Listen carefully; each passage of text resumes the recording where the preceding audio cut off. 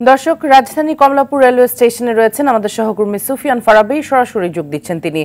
ফারাবি, স্টেশনে যাত্রীদের ভিড় কেমন দেখছেন এবং কখন ট্রেন চলাচল স্বাভাবিক হতে পারে?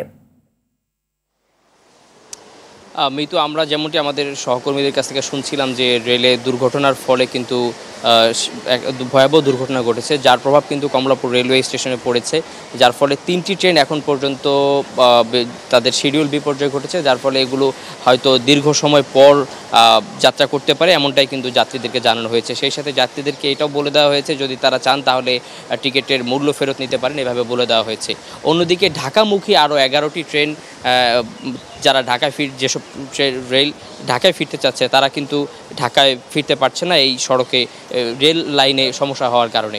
রেল দুর্ঘটনার প্রভাব কিন্তু কমলাপুর রেলওয়ে স্টেশনে এমনভাবে পড়েছে যে এখানে প্রতিটি জায়গাতেই আসলে যাত্রীরা ভিড় করে আছেন, তারা একটু বিশ্রাম নিচ্ছেন, দীর্ঘ সময় অপেক্ষা করছেন যে কখন ট্রেন আসবে, কখন তারা তাদের গন্তব্যে পৌঁছতে পারবেন, সেই প্রচেষ্টাতে কিন্তু তারা আছেন।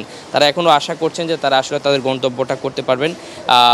আমরা রেল কর্তৃপক্ষের সঙ্গে কথা বলেছি, তারা জানিয়েছে যে বুড়িমারি এক্সপ্রেস, রংপুর এক্সপ্রেস ও অগ্নিবীণা এক্সপ্রেস এই 3টি ট্রেন যাত্রা অস্বাভাবিক বিলম্ব হওয়ার কারণে এই 3টি ট্রেন তা হয়তো বিলম্ব হবে, যার কারণে এখন পর্যন্ত তারা আনুষ্ঠানিকভাবে জানাতেও পারছেন না এই 3টি ট্রেন আজকে ছেড়ে যাবে কিনা। অন্যদিকে ঢাকা মুখে আছে Jamalpur express, Sirajganj express, Howrah express, Brahmaputra express, silk city সহ মোট 7টি ট্রেন কিন্তু ঢাকার দিকে যাত্রা করতে চেয়েছিল, কিন্তু রেল লাইনের সমস্যা হওয়ার কারণে কিন্তু সেখান থেকেও যাত্রীরা আসতে পারছে না। অর্থাৎ ঢাকা থেকে যারা ঢাকা ছেড়ে যেতে চাচ্ছেন রেলের মাধ্যমে তারা কিন্তু ঢাকায় ফিরতে পারছে না। এটা তারা যারা ঢাকা থেকে ফিরতে চাচ্ছেন দেশের বিভিন্ন প্রান্তে তারা যেতে পারছে না, এবং ঢাকা যারা রয়েছেন তারা যারা গ্রামে যেতে চাচ্ছেন তারাও কিন্তু যেতে পারছে না। রেলের এই বিপর্যয়ের কারণে কিন্তু ভয়াবহ প্রভাব পড়েছে রেল লাইনে। মিতু, এই ছিল রাজধানী কমলাপুর রেলওয়ে স্টেশন থেকে আমার কাছে থাকা সর্বশেষ তথ্য।